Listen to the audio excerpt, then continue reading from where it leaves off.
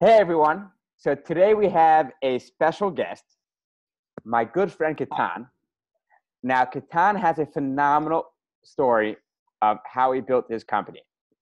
His company is called Mettl. It's not just a company that services area, but it's a company that services, it's a worldwide company. And I am very excited to have him on with us for, first of all, for him to share his personal story of how he got there, and also to share his story of a Mettl, of how he built it into the phenomenal company that it is. So Ketan, thank you so much for joining us. Thank you for giving up your time, and thank you for agreeing to come on the show and to share your story. You're welcome, Upprem. Upprem, right? I'm pronouncing it correctly. Yeah. Yeah. So it's a pleasure being here, and great to see the enthusiasm and energy.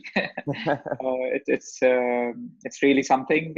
Happy to be part of this series that you are building, and happy to share our story. Thank you so much. So let's jump right into it and not waste any time. So tell us, where you're from, and what was your upbringing like and all that.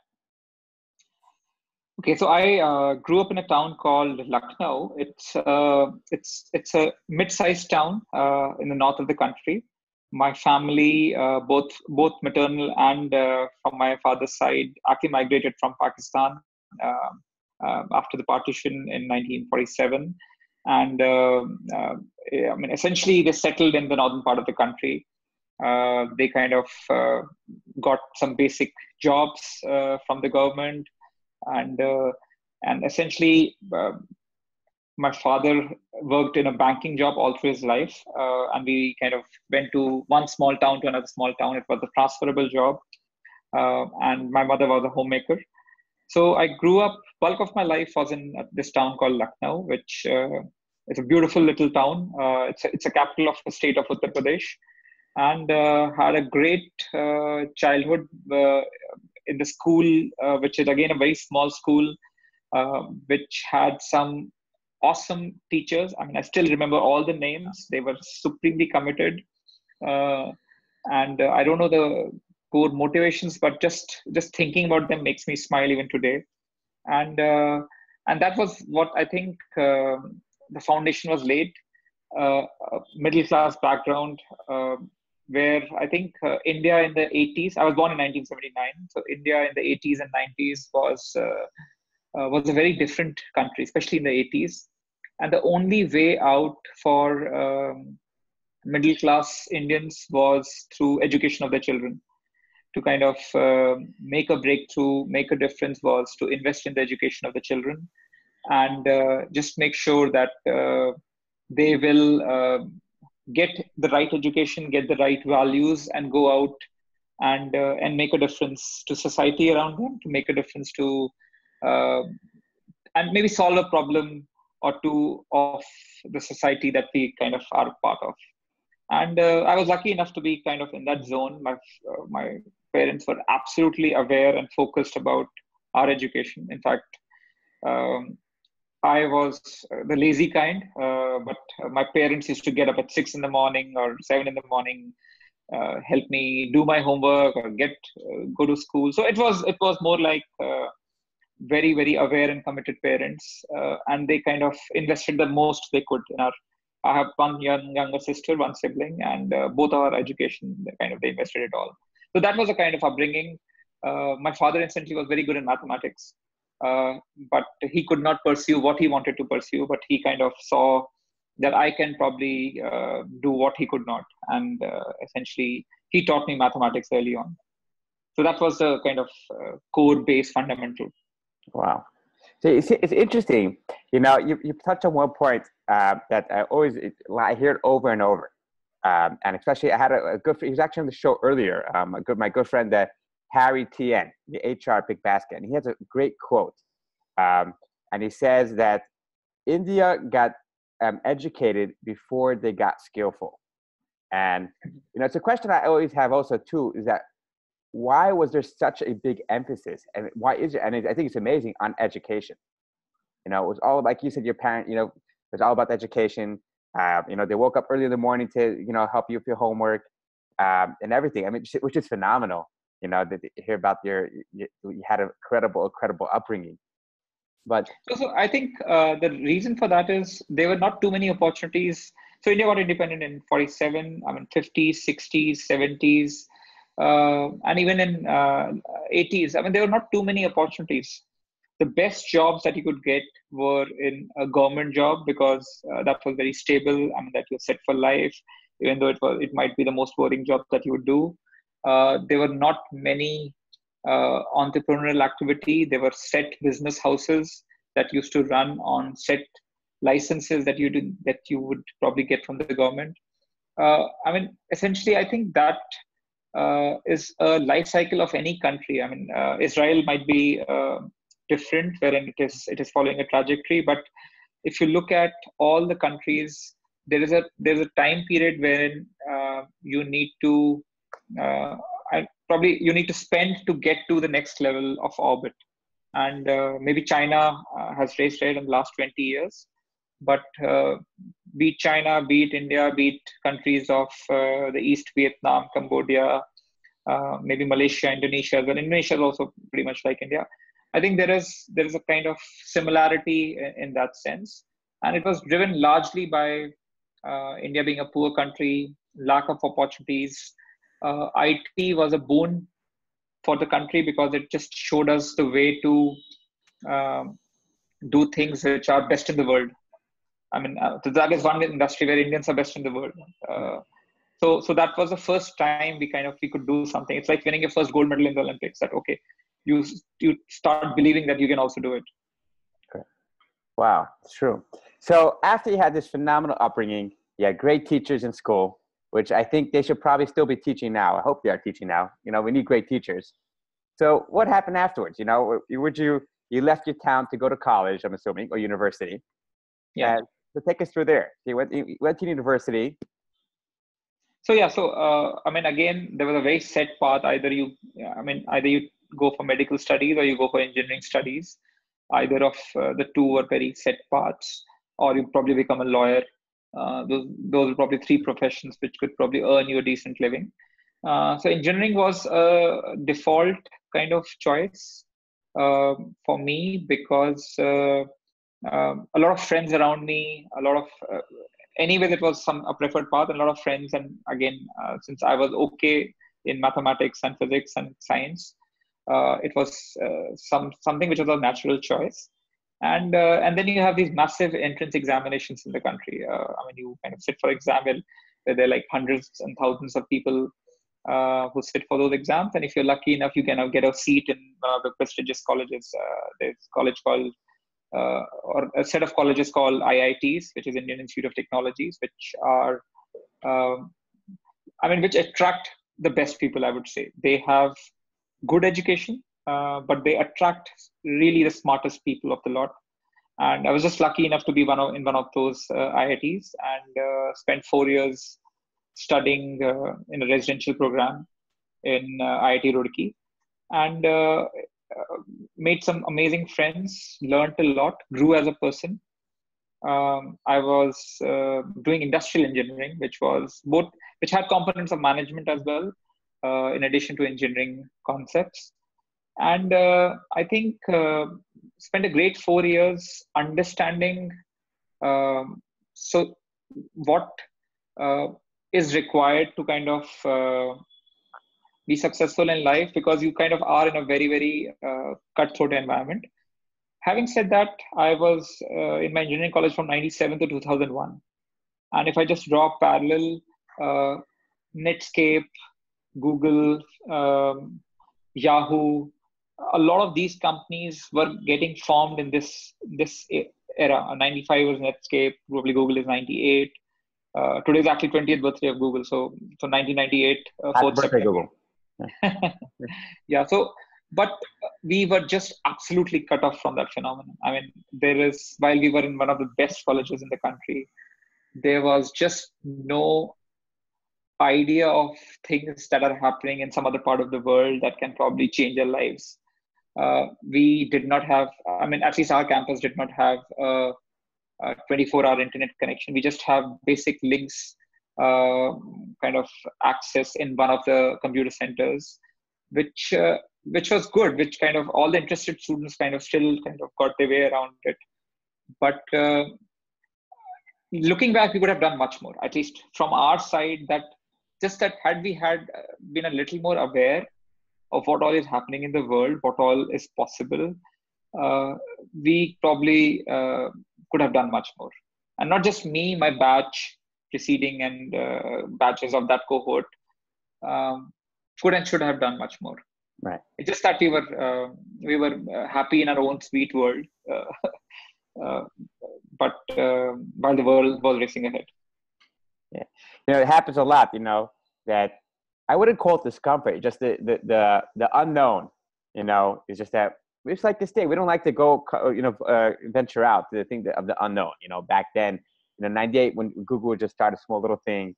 And then Netscape, everything like that, and the internet in general. I mean, internet was starting to form then, but I guess back, I don't know what it was like back in India then. What was the view upon the internet? Was it just a fad or something that's going to happen and going to go away, or just something that they thought would never scale into what it is now? The way it controls our life. So it was, as you said, right in the beginning, US would be 10 years ahead of India, probably.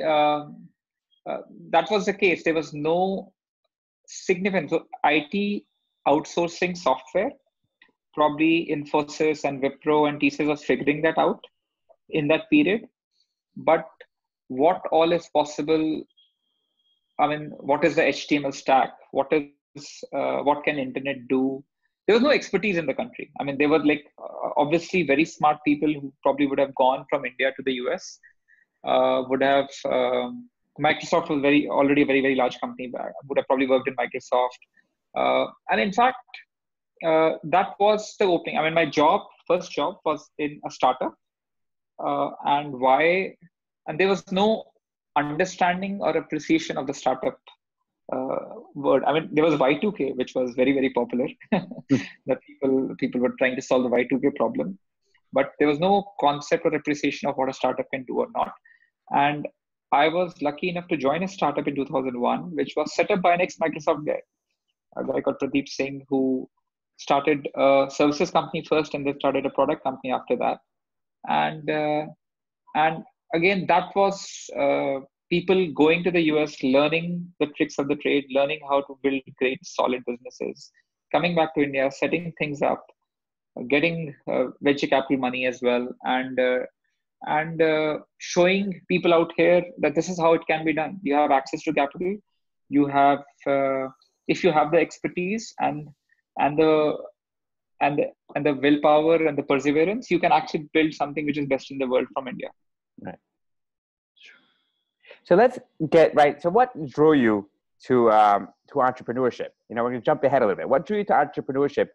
And then how did you go about? Once you had that drive, let's just start with there. What drew you to entrepreneurship? Sorry, what's the question? What brought you to entrepreneurship? So what brought me to that?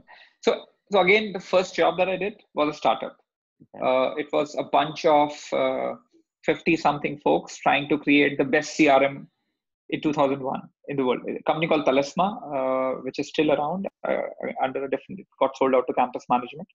But a brilliant set of folks, really enjoying what they're doing, really committed to the task. And it was a beautiful time. Post Talisma, I went to do B school. I spent 2 years there. And post that exposure to a startup and with some skills around how businesses can be made, I think it was something that got stuck in me. I did work for a large, in fact, Amex was one of the earliest jobs that I did. Was my and more into risk management.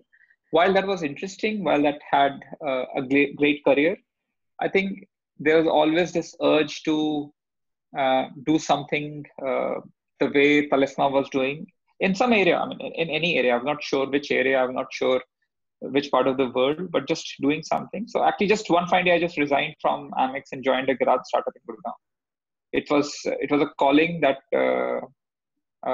I mean, it was a very, very stupid decision given what I had left back then. I mean, nobody else, while people were fascinated that you could take this decision, but it was not a rational decision. It was just a decision from the heart as opposed to the brain. Right. And that gave the exposure. It was like setting up a mobile payment.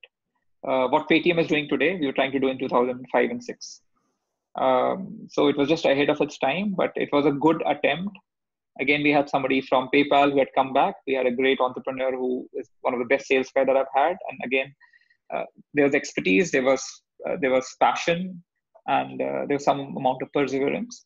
While we failed in that company, but at least again, we learned a lot. In fact, our CTO today in Mettl is somebody that I met in that startup. Oh. Our first seed investment that we got in Mettl was through a connect that I met in that startup. So while, I mean, you can again start joining the dots, but I think at some stage there was always this thing about doing something of our own, not being a small cog in a very large machinery, but trying to just do something or create a machinery which is yours, which you can call yours, and in that process give employment, make a difference to society, create an impact around you, which are all collateral benefits. Right. You mentioned something like, you made this irrational, back then it seemed like an irrational, unconventional, not thought out decision to, go ahead and join a startup. A lot of times we don't appreciate the journey, to where you are now, so in hindsight, you look back and you're able to connect the dots and everything makes sense. You left, you eventually met your CTO, your first seed investment, you got a tremendous amount of exposure in the new startup, everything like that. We don't appreciate the journey. The journey is what we fight a lot of times. We don't like it. We don't like because everything happens while we're in that journey. But we have to learn, not saying you, saying I and everyone else, we have to learn to appreciate the journey and then obviously see where we end up, but in the meantime, while we're in the journey, we obviously have to do everything that we can, everything that we're able to, not try to fight it, not try to run away from it, but just try to enhance it by whatever it is that, educating ourselves more, surrounding ourselves with great people and everything like that. And then, and as you can see, like where Mettl is now and where you are now, if you, like you said, you can connect it, you could connect the dots now, but that's how the journey usually works out. So yeah, so absolutely. So I mean, looking back, the decision was very irrational. 2005 it was not a glitzy startup period. I mean, it was not sexy to join a startup. It was, at least in India, maybe in the Valley it was. There were few and far between. There were not enough VC funds as well. So it was just a very, very nascent industry. So it was just a tough. We tried to do something of our own. There was a bunch of friends that I used to stay with, but it didn't work out. So the next best thing was at least join a company that probably can give you that exposure.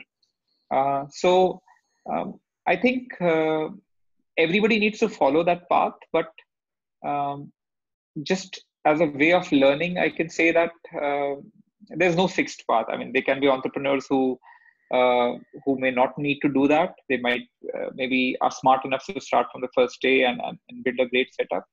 But as to each his own, but at least for me, I'm somebody who, unless I do something with my own hands, with my own experience, I don't learn that quickly. So that was a necessary part of me to get to where I am.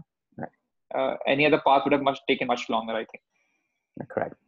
So let's get into, 2009, you're working at this other startup. 2009, you partner up, I guess, with your co-founder, and you had this idea for Mettl, right? So from my understanding, Mettl originally started off as a hiring consulting company, No, actually. So again, my co-founder is my school buddy. Okay. We were together in school. He went to a different engineering campus. He went to a different B school.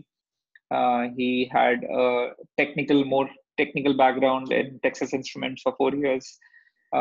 We kind of connected in 2008 briefly when he was heading to Belgium to join BCG. great career, great kind of company to work for. And somehow when he came back in 2009, he again stayed at my place. I was in that zone that I need to do something. I'm almost turning 30.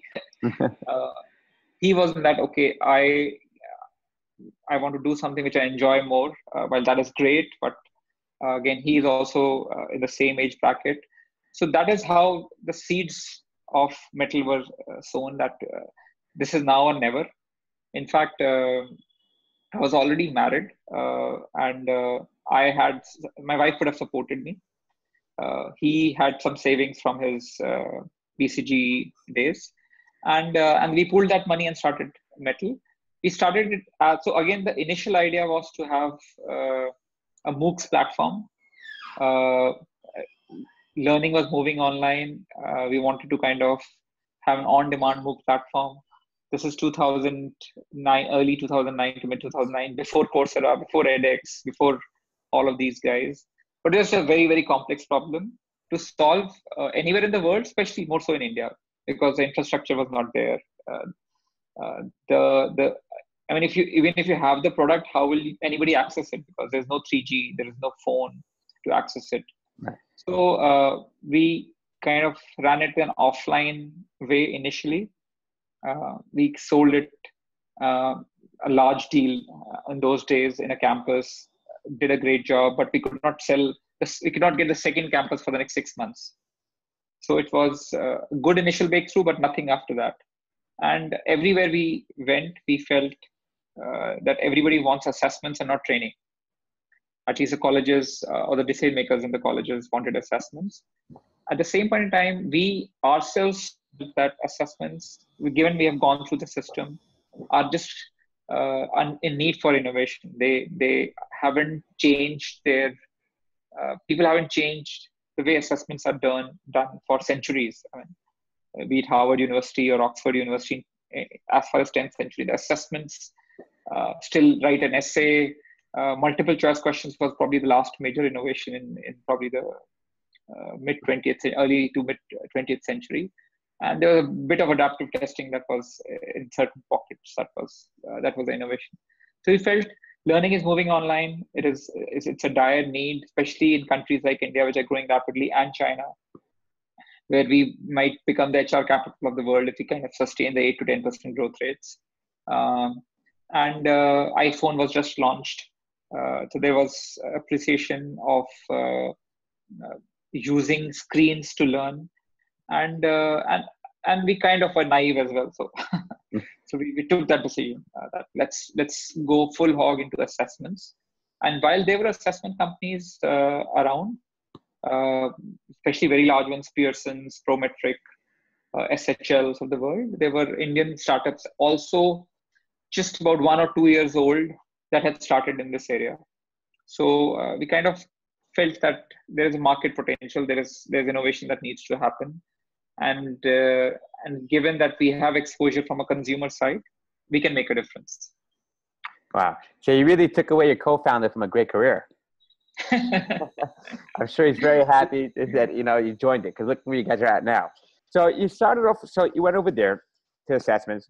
So when did you eventually pivot or to what you became now, which is, I think, phenomenal in the sense, you do all the, assessment tests beforehand, adapting people to culture, everything you can do to everything that a company needs in order to pre-screen an employee, which is one of the major fundamentals. Like I always say, a culture of a company is sort of like you should be able, like when you go to the doctor to get your temperature tested to see if you're sick or not, that's how the culture of a company should be. You should be able to test it every second you want to see where it's holding. How the employees look at your company, how they're valuing, the CEO, how they value their coworkers, and being able to know what your culture is like, and then being able to test your hiree or your potential employee to see if he'll adapt to your culture is one of the major things, major things, because the culture can be a positive enforcement or a toxic enforcement, and that's what you need, and that's exactly what you're doing. So, what were the early problems, early hurdles that you had in the beginning of building out Mettl? I think the biggest hurdle is building the right team. Both while Tanmay and me had a technical background, none of us could code. Uh, so we spent a few months just looking for a co-founder, and there were days where we just uh, made lists of everybody that we would have met in our lives. So our friends of friends, in Excel, and just keep pinging them one after the other, so that if anybody is interested to join these two guys and take one third equity.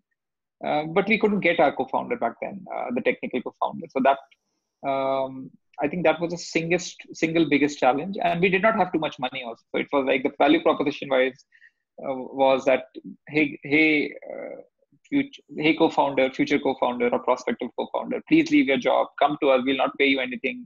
Whether you will may or may not have an office, and we don't know whether we'll succeed or not. Obviously, it's validated now because there are successes, but back then there was, at least in India, there were very limited successes.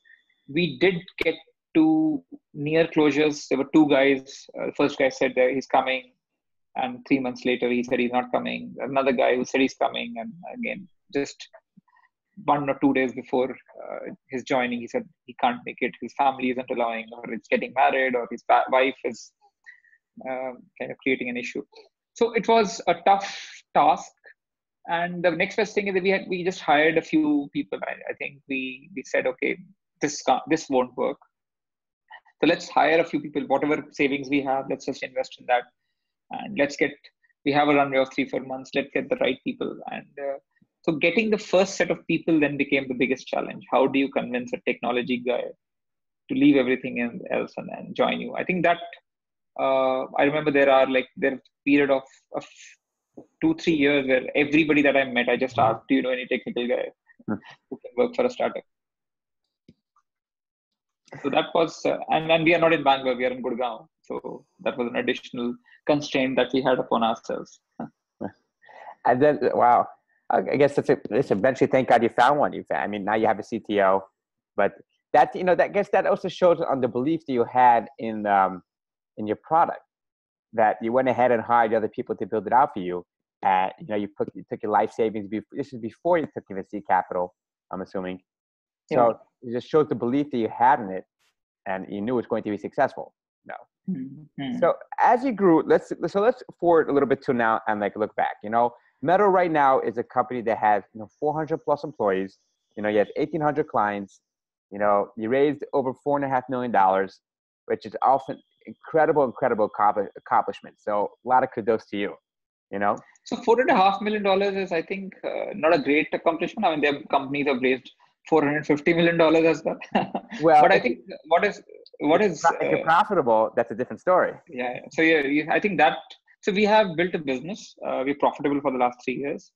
We're growing at a great pace, very healthy rate. We did 10 million assessments last year, which is volume-wise right up there across if we compare any assessment company in the world, it will be right up there. And we don't feel that we are inhibiting growth in any way by not raising more capital. Right. So we are reinvesting whatever we are making back in the business, and that's also a model. I think B2B businesses need to figure out the go-to-market motion early on. It is very different from a B2C setup, and especially in tough markets. So India is our key market. Roughly 85% of the businesses in India. And in the international business is just 2 years old, and while it's growing rapidly, it's great. But you need to win one thing first, one market first, with one product, and then probably you can look at expanding. So I think the biggest accomplishment is more around building a business as opposed to being dependent on a venture capital or a private equity check every few months. Right. And again, SaaS businesses, and that to a B2B SaaS business, that to focused on India, and that to focused on the HR side of things. There are multiple kind of intersections there, and I think the team is proud that we have pulled something which is difficult to do. We have been incredibly lucky along the way. I think I mean, 90% is luck at the end of the day. Maybe more, maybe more. But at least once we have been lucky, I think you still need to deliver the 5 to 10%, which the team is incredibly proud that to deliver to ensure that the clients, we delivered value to the clients, and ensured that once they got hooked to Mettl, there was no going away from us. Right.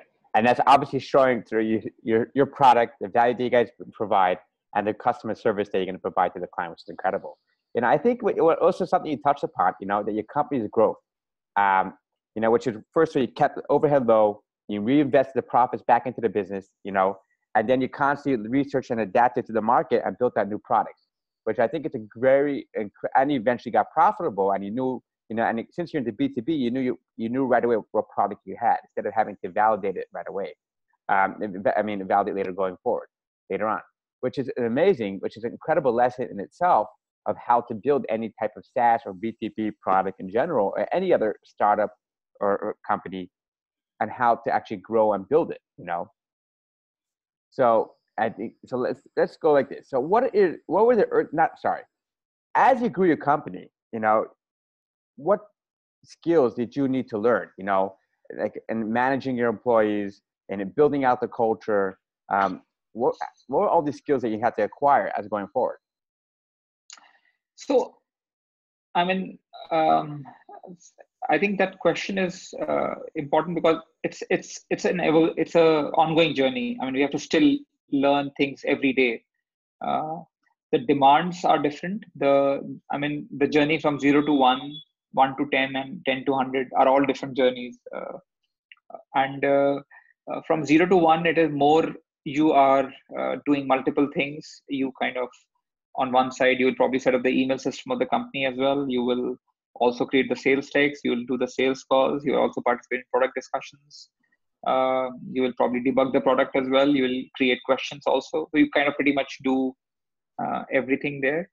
And as you grow, the work kind of explodes, and you kind of get people who are experts in so many areas. So I think the biggest learning is around how do you decide, how do you assess the right people for the job role. That I think at least has improved. I can see that it has improved over time from a person who would trust anybody on face value to somebody who can probably understand whether this person will fit the particular job role or not. Is I think one area where we have improved, and that is a learning that has come with experience. Obviously we've kind of read blogs, read books, heard people who have done it in the past, and so that's one area where we improved. But just learning from first principles, believing in bottoms up approach as opposed to a top down approach, and bottoms up approach is let it bubble up. And if it bubbles up, then probably it will be important. If, let's say, one product is doing very well, never being shy of experimenting, because not all experiments will work, but taking quicker decisions, failing fast. And those are actually very generic principles. It's just that we are learning it right now. Yeah. We are learning it in the last 5-10 years, where people would have learned it 20-25 years ago. So those are things which at least we are more aware now, given that we've made so many mistakes, our own share of mistakes, we kind of understand a few things better. But it's a constant journey. Every day being the head of the company, you are expected to be an expert in everything and anything that falls under the ambit of your business, which is probably not the case. So you have to be that much more hungry, that much more open to learning, willing to accept that you may not know all the things, that you may not be right most of the times. So those are things which are, we need to be cognizant of day and day. It's not that, I think the best ideas come from people who are closest to the ground. Yeah. So building that culture in the company. Yeah. So let's ask you like a few quick questions. So what books, I'm assuming you read a lot, what books do you recommend for other entrepreneurs, other people to read? I think from our journey, I think a few books. So 37 Signals is a company that wrote a book called Rework that helped a lot. I mean, some basic principles which were just easy to read.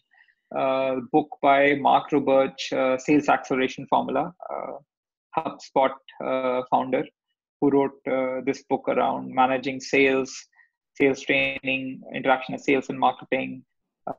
I think, and sales incentives. That's something is which is a Bible in a way that has helped us a lot. Hard Things About Hard Things by I think Horowitz is again one book that obviously the world over, people across the world would have read that. So those are books that again that book has a section on what to look for in your sales head, what all things that you should, and it's just a checklist of probably 50 items that you should look for in your sales head, and by the end of it, he has to be a Superman to qualify. So those are some, I think, books which are generic books. And again, there is a recent book that I read, The Art of a Good Life by Rolf Dobelli. That is again one book which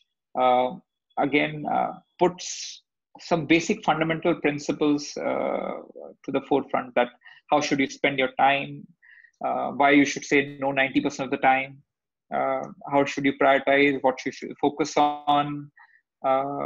You can only do one or two things at best at any point in time, and just focus on that. Less is more. Some of those basic fundamental principles that we have learned along the way. I mean, and one can only learn while doing the experiments and failing at it, but recovering very quickly. Yeah, that's true. So let me ask like this: who's your favorite entrepreneur? So I wouldn't say, it's very hard to describe one specific person, because each entrepreneur, I guess, mentors sort of say, have their unique expertise. So who are a group of people that that you look up to, that you try to emulate in your journey? So I think we were incredibly lucky to have Naveen Tiwari as one of our seed investors. He's the founder of InMobi. So he was there in the initial discussions. He was also setting his company back then. So around 2009, he kind of wrote one of the first checks for the company, even though he did not have any money.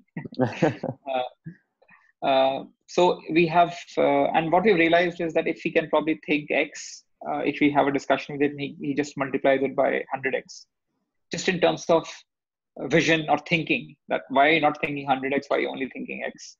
Right. So that's something which, and he's a great motivator as well. So I think he's one guy where we have learned a lot, and he's one our go-to guy whenever we kind of hit a road wall.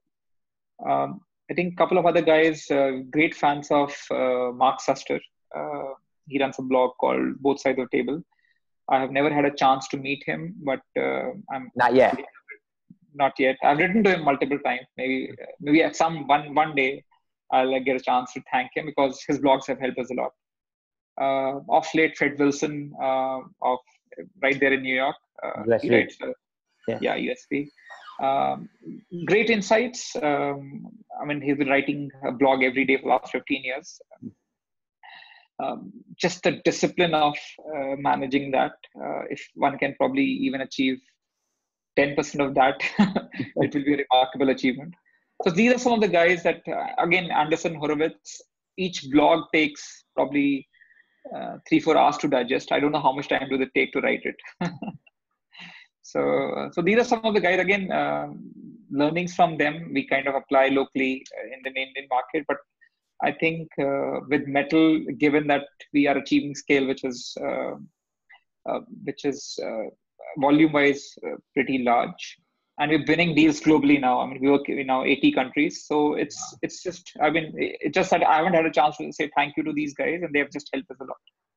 Yeah, you could, or just send them an email, or just one day they send someone to bring them flowers or a thank you card. So if an entrepreneur, let's say in India or anywhere else, that they want to get a hold of you, wanted to pick your brain, wanted to get your advice, or even wanted to get your investment for a seed investment, if you do that, what would what would you suggest to them to get a hold of you? Which way? Get hold of me? To get a hold of you, correct. To contact you, correct. Just write directly. So again, two things will happen. If I am available or if I have time, I'll probably give that time. Or if I'm not available, I'll tell them that I'm not available, at least because of prior commitments. The best is to come through a reference because that immediately kind of increases the priority. Or write directly. I mean, I'm very active on LinkedIn. I responded to your mail as well directly. So, so in a way, direct mail is the best mail. Through a reference, just increases the chances of getting the attention. Sure, definitely. And I hope somebody definitely will take advantage of that. Reach out to you. So Ketan, thank you so much. This has been absolutely wonderful to learn your personal journey, and to learn how all the dots connected to where you are now, to learn Mettl's story, also to get all the advice that you gave out over here. I've learned a tremendous amount, things that I'm, God willing, going to implement into my personal life and business and everything. And I think, yeah, just one point that I think in this journey, what gets missed out typically is the family, the kind of pains they go through while I am enjoying myself in my work and learning every day and building something. I think they are a great support system. And I think it is very difficult for any person to build a great business without the support of their wives. I mean, children suffer a lot. I mean, you're not there while they're growing up. So that I think is something which at least I would keep things simple to any entrepreneur. You need to you can manage only one or two things. So you have to keep things simple, maybe set the right expectations with at least the close family members, and at least fight the battle. Just running a startup and building a business is more than what you can probably handle. So just stability on the personal side is actually an essential ingredient to kind of build a business. And obviously, we were fortunate to have great investors as well. I mean, Bloom was a startup in itself when we were their second check. Kalari, also Vani Kola, set this venture fund in 2006 when it was just, there's no precedent or no significant precedent. So we were fortunate enough to have startup venture funds as well with us who probably have contributed a lot to our growth in addition to the money that they gave. Yeah. So choosing the right set of investors, obviously, I mean, it goes without saying, is really important as well. Yeah. The guys from Bloom are phenomenal. I love Bloom. They're great people. But those are two interesting points you mentioned. Having the support from family, having when you come home from a hard day from a startup, especially a startup which is grinding work, constantly hustling, and you're able to have someone not to fall back on, someone that you're able to uplift you, give you that support, that emotional support. Because over here we're talking about such a different support, an emotional support, which is the most viable and important thing to have. That's incredible. And it obviously goes without saying your investors, but I think more your family, what they go through, and they're still supporting you and they're keeping you going strong. Because, obviously we're building a business for ourselves. We're building a business because we're passionate about entrepreneurship. We're passionate about making a difference in the world. We want to do something. But we're doing it for our family too, in order to provide for them, to give them a better life, something that we never had. And, we don't, a lot of times we have to thank them much more, than everyone else, because they actually go through, they see us coming home, they see us complaining, they see us, going through, tired, unemotionally there, and they're constantly with us and support us, which is incredible. Yes. Yeah. Totally. So really, thank you so much. It's been absolutely incredible. I'm so glad you agreed to do this now. And it goes without saying, obviously, if there's anything I could do for you or for Mettl or, all that, please don't hesitate to reach out. Always there, always available. Thank you. Spread our word, help us get business in New York. It's a very, very large market out there in the US. And maybe help me with a coffee next time I'm in New York. Yeah, for sure. Definitely. Not even a question. Okay. Thank you so much. Thank you, Prime. Great speaking to you. Likewise. Cheers. Thanks.